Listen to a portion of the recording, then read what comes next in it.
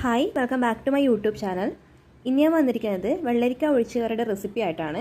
നമുക്ക് ചോറിനൊപ്പമൊക്കെ കഴിക്കാനായിട്ട് വളരെ ടേസ്റ്റോട് കൂടി ഉണ്ടാക്കാൻ പറ്റുന്ന ഒരു കറിയാണിത്. അതുപോലെ വളരെ പെട്ടെന്ന് തന്നെ ഉണ്ടാക്കാനും പറ്റും. അപ്പോൾ നമുക്ക് ഒട്ടും സമയം കളയാതെ ഇതെങ്ങനെ ഉണ്ടാക്കിയെടുക്കുന്നതെന്ന് നോക്കാം. ഈ വെള്ളരിക്ക കറി തയ്യാറാക്കാനായിട്ട് ഞാനിവിടെ ഈ ഒരു മീഡിയം സൈസ് വലുപ്പത്തിൽ ഒരു വെള്ളരിക്ക എടുത്ത് വെച്ചിട്ടുണ്ട്.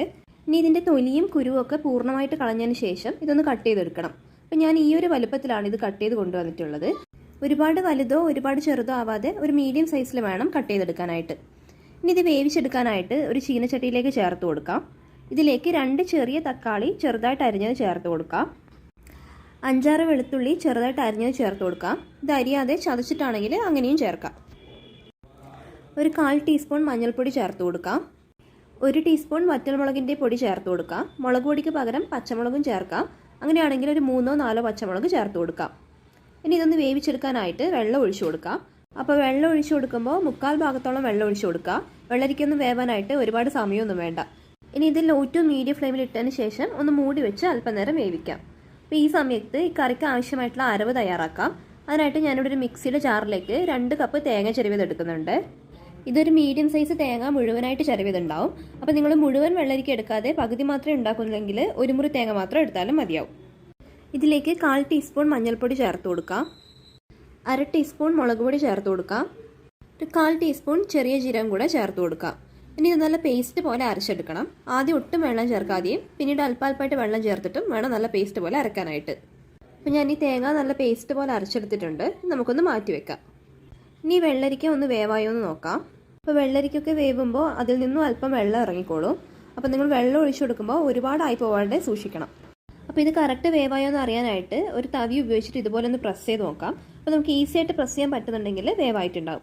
അപ്പോൾ എൻ്റെ ഇവിടെ നല്ലതുപോലെ വേവായിട്ടുണ്ട്. ഇനി ഇതിലേക്ക് നമ്മൾ അരച്ച് വെച്ചിരിക്കുന്ന തേങ്ങയുടെ അരവ് ചേർത്ത് കൊടുക്കാം.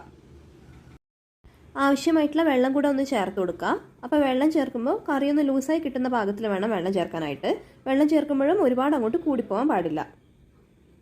ഞാനിവിടെ ആവശ്യത്തിന് വെള്ളമൊക്കെ ചേർത്ത് കൊടുത്തിട്ടുണ്ട്. ഇനി തേങ്ങയുടെ പച്ചമണമൊക്കെ മാറി ഒന്ന് തിളപ്പിച്ചെടുക്കാനായിട്ട് അല്പനേരം മൂടി വെച്ച് വേവിക്കാം. അപ്പോൾ മൂടി വെച്ച് വേവിക്കുമ്പോൾ പകുതി മാത്രം മൂടി വെച്ച് വേവിക്കുക. മുഴുവനായിട്ട് മൂടി വെക്കുകയാണെങ്കിൽ തേങ്ങയുടെ അരവൊക്കെ തിളച്ച് മറിയാനുള്ള ചാൻസ് ഉണ്ടാവും. അതുപോലെ ഫ്ലെയിം മീഡിയം ഫ്ലെയിമിൽ തന്നെ വെച്ച് കൊടുക്കാം. അപ്പോൾ ഞാനിപ്പോൾ ഇതൊരു 3 മിനിറ്റ് നേരത്തോളം ഒന്ന് മൂടി വെച്ച് വേവിച്ചിട്ടുണ്ടായിരുന്നു. തേങ്ങയുടെ അരവൊക്കെ നല്ലതുപോലെ ഒന്ന് തിളച്ച് വന്നിട്ടുണ്ട്. ഇനി ഇതിൻ്റെ ടേസ്റ്റൊക്കെ നോക്കിയതിന് ശേഷം എരിവ് കുറവാണെങ്കിൽ അല്പം മുളക് പൊടി ചേർത്ത് കൊടുക്കാം. അതുപോലെ തന്നെ ആവശ്യമായിട്ടുള്ള ഉപ്പും കൂടെ ചേർത്ത് കൊടുക്കാം. എല്ലാം കൂടെ ഒന്ന് മിക്സ് ചെയ്ത് കൊടുത്തതിന് ശേഷം ഇതൊരു അല്പനേരം തുറന്നു വെച്ച് തന്നെ വേവിക്കാം. എരിവും ഉപ്പും ഒക്കെ കറക്റ്റ് ആണോ എന്ന് ഇടയ്ക്കൊന്ന് നോക്കാം. എന്നിട്ട് ഏതെങ്കിലും കുറവുണ്ടെങ്കിൽ അതിന് കണക്കായിട്ടുള്ള ഉപ്പും മുളക് പൊടിയും ചേർത്ത് കൊടുക്കാം.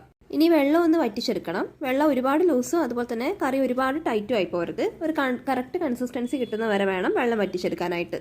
അപ്പോൾ എൻ്റെ കറി ഇവിടെ കറക്റ്റ് കൺസിസ്റ്റൻസി ആയിട്ടുണ്ട്. ഒരുപാട് കുറുകിയതോ ഒരുപാട് ലൂസോ ഒന്നുമല്ല. അതുപോലെ ഉപ്പും എരിവും ഒക്കെ നല്ല പാകത്തിനായിട്ടുണ്ട്. ഇനി നമുക്കിതിലേക്കൊന്ന് താളിച്ച് ചേർക്കണം. അതിനായിട്ട് ഞാനിവിടെ ഒരു പാത്രം ഗ്യാസ് സ്റ്റൗവിൽ എടുത്ത് വെച്ചിട്ടുണ്ട്. ഇതിലേക്ക് ഒരു 1.5 ടേബിൾ സ്പൂൺ വെളിച്ചെണ്ണ ഒഴിച്ചു കൊടുക്കാം. ഫ്ലെയിം ഫുള്ളിൽ തന്നെ വെച്ചതിന് ശേഷം എണ്ണ നല്ലതുപോലെ ചൂടാകുമ്പോൾ 1/2 ടീസ്പൂൺ കടുക് ചേർത്ത് കൊടുക്കാം. കടുകെല്ലാം പൊട്ടിക്കഴിഞ്ഞ ഉടനെ തന്നെ ഫ്ലെയിം ലോയാക്കി കൊടുത്തതിന് ശേഷം 2-3 വറ്റൽമുളക് കീറിയത് ചേർത്ത് കൊടുക്കാം. ഇതിൻ്റെ കൂടെ തന്നെ ഒരു 10 ചെറിയുള്ളി ചതച്ചത് ചേർത്ത് കൊടുക്കാം. ഇതെല്ലാം കൂടെ നല്ലതുപോലെ ഒന്ന് വഴറ്റിയെടുക്കാം. അപ്പോൾ ചെറിയുള്ളിയുടെ കളറൊക്കെ ചെറുതായിട്ടൊരു ഗോൾഡൻ ബ്രൗൺ കളർ ആവുന്ന വരെ വേണം വഴറ്റിയെടുക്കാനായിട്ട്. ചെറിയുള്ളിയുടെ കളർ മാറി തുടങ്ങുമ്പോൾ അല്പം കറിവേപ്പില കൂടെ ചേർത്തതിന് ശേഷം ഒരു 2-3 സെക്കൻഡ് വഴറ്റിയെടുത്തിട്ട് ഇതൊന്ന് ഓഫ് ചെയ്ത് കൊടുക്കാം. ഇനി താളിച്ചത് നമ്മുടെ കറിയിലേക്കൊന്ന് ചേർത്ത് കൊടുക്കാം. എല്ലാം കൂടെ ഒന്ന് യോജിപ്പിച്ച് കൊടുത്തതിന് ശേഷം ഫ്ലെയിം ഒന്ന് ഓഫ് ചെയ്ത് കൊടുക്കാം. അപ്പോൾ നമ്മുടെ ടേസ്റ്റി ആയിട്ടുള്ള വെള്ളരിക്ക കറി ഇവിടെ റെഡി ആയിട്ടുണ്ട്. ചോറിനൊപ്പമൊക്കെ കഴിക്കാനായിട്ട് നമുക്ക് വളരെ പെട്ടെന്ന് ഉണ്ടാക്കാൻ പറ്റുന്ന ഒരു ഒഴിച്ച് കറിയാണിത്. അപ്പോൾ എല്ലാവരും ഇതൊന്ന് ട്രൈ ചെയ്ത് നോക്കണം.